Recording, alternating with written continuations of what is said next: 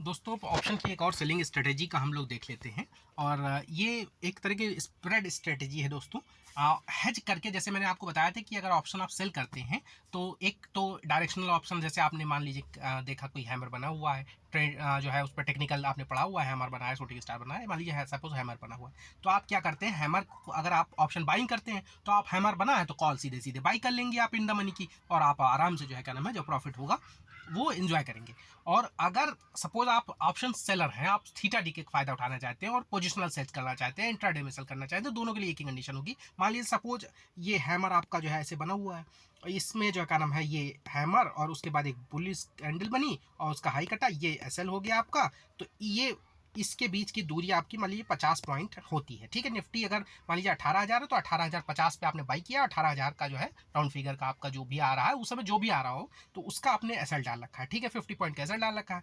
अब क्या है, आप एक तो काम कर सकते हैं, इसकी कॉल खरीद लीजिए, ठीक है। मैंने बताया आपको कॉल खरीद लीजिए और आराम से जो है जब तक प्रॉफिट अगर रेजिस्टेंस तक ये जो भी हो 1213 जो भी आपको मिला वो लेके निकल जाइए।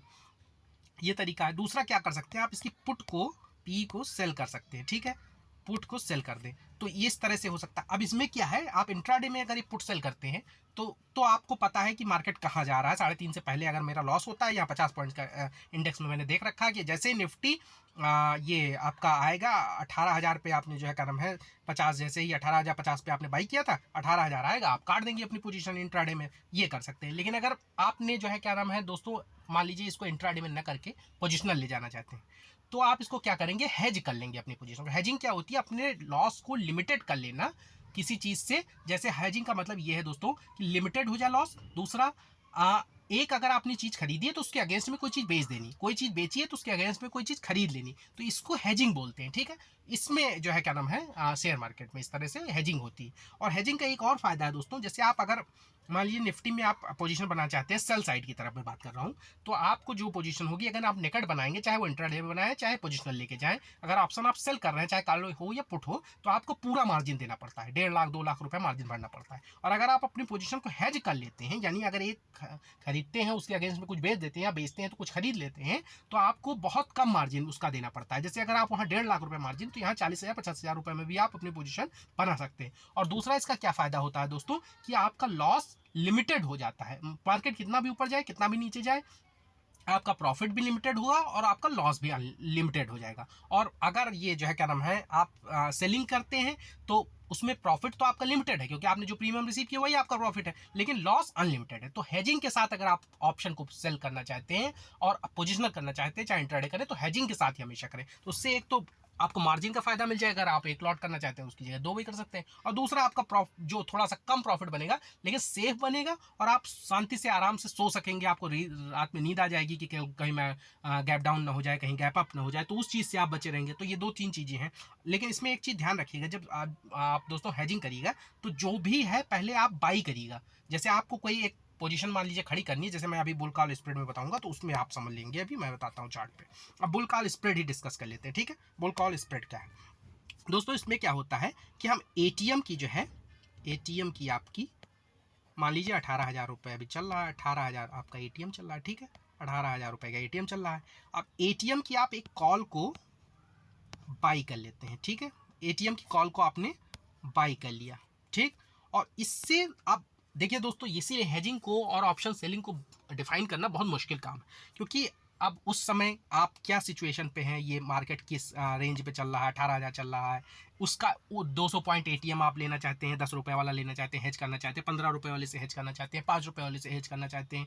मान लीजिए 18,200 कोई करना चाहता है, कोई अपना स्प्रेड और बड़ा बनाना चाहता है, कोई 18,300 रुपये का हेज करना चाहता है, वो कोई यहाँ पे महंगा प्रीमियम खरीदना चाहता है, कोई यहाँ सस्ता प्रीमियम खरीदना चाहता है, कोई एडजस्टमेंट भी करना चाहता है। कब मार्केट जब आप पोजिशनल लेके जाते हैं तो बहुत सारे एडजस्टमेंट आपको कभी कभी करने पड़ते हैं। तो आप ये नहीं है कि इसको खरीद लिया और इसको जो है क्या नाम है खरीद लिया बेच दिया और आप जो है क्या नाम है आराम से सो सकते हैं। तो इसमें एडजस्टमेंट की जो प्रॉब्लम होती है उसके वजह से ऑप्शन को डिफाइन कर पाना ये बहुत मुश्किल है। ये इसका कितना लॉस होगा, कितना प्रॉफिट होगा, कितने पे कहाँ क्लोज होगा तो कितना प्रॉफिट होगा, मैक्सिमम आपका लॉस कहाँ पे होगा, मैक्सिमम प्रॉफिट आपका कहाँ पे होगा, ये सब चीज़ें डिफाइन आप जो है क्या नाम है जब आप एक्सपर्ट हो जाएंगे तभी आप खुद से कर पाएंगे। इसके लिए आपको खुद कुछ नहीं, मतलब करना होगा, वैल्यू नहीं निकालनी होगी। ये सारे आप ब्रोकर के उस पर कोई ना कोई उनसे जुड़े हुए और वेबसाइट रहती हैं और भी ऐप रहती हैं, तो उनसे आप मर्ज करके अपनी ऐप को आप अपना देख सकते हैं कि कितना प्रॉफिट, किस मार्केट 1 पॉइंट बढ़ेगा तो कितना होगा, 2 पॉइंट बढ़ेगा कितना, थीटा गिरेगा तो मेरा जो है लॉस शुरू हो जाएगा, कितना थीटा बढ़ेगा, गामा बढ़ेगा, डेल्टा, सारी कैलकुलेशन आपको ब्रोकर दे देगा। उसके लिए कोई चिंता नहीं है। लेकिन ये सीखना आपको कि कौन से स्ट्राइक प्राइस पे कब हेज करना है, कौन सा स्ट्राइक प्राइस कब खरीदना और बेचना है, उससे कितने पॉइंट का स्प्रेड बनाना है। जैसे ये 200 पॉइंट का स्प्रेड है, कोई हो सकता है 250 पॉइंट का बनाए, कोई 150 पॉइंट का। अब आपने रेंज निकालना, ये सब चीज़ें सॉरी आपको जब एक्सपर्ट हो जाएंगे तभी ऑप्शन सेलिंग करिएगा। तो इसीलिए मैं बार बार इस चीज़ को आपको दोहरा रहा हूँ कि बाइंग ईजी है, प्रॉफिटेबिलिटी कम है।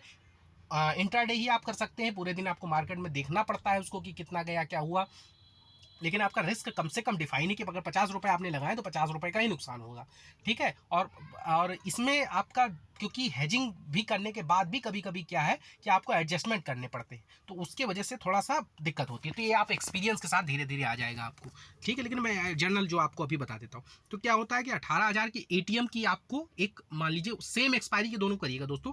पहले यहाँ पे बाई करिएगा, सॉरी यहाँ पे ATM पे बाई करिएगा, उसके बाद ये वाली आपको जो है 18,200 आप सेल जब करिएगा और इसको कॉल सेल करिएगा, सेम चीज सेल होगी।